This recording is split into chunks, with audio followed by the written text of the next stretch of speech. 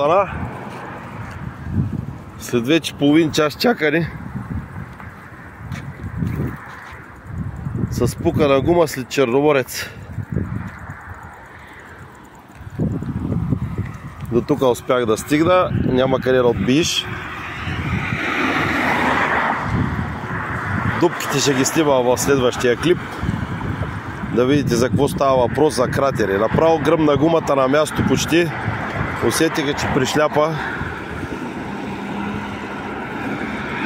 И сега тук, поради факта, че пълно с олигофрени по пътищата, до сега 3 пъти ще ама смачкат, чакайки рапатрака.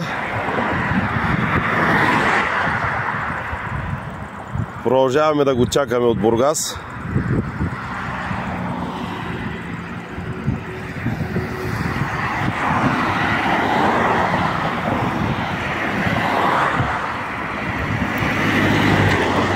Леко, намали малко.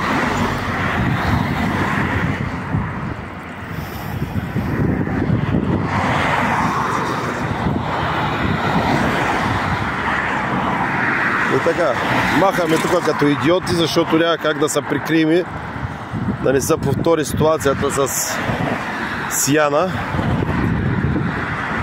Отпред съждам и детето ми пред колата на 30 метра, защото изпаднах тих ужас като гръмна гумата. И като гледам как се кара в дадени моменти,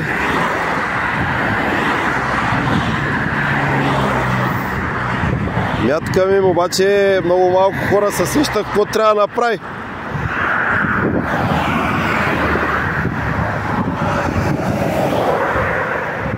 Той мигач да намали скоростта, някой като има препятствие на пътя, но никой не намаля. И го чакаме въпросния рапатрак. Някакъв момент да се появи, вече половин час стана, както казахме.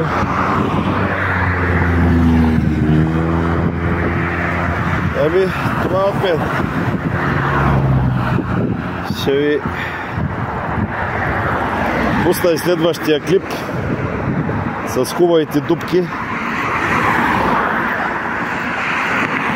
Да видите какво е български пътища. Хора, пътища, автомобили. Имаше едно предаване на времето. Отидеш на море да изядеш дървото. Айде. Чао.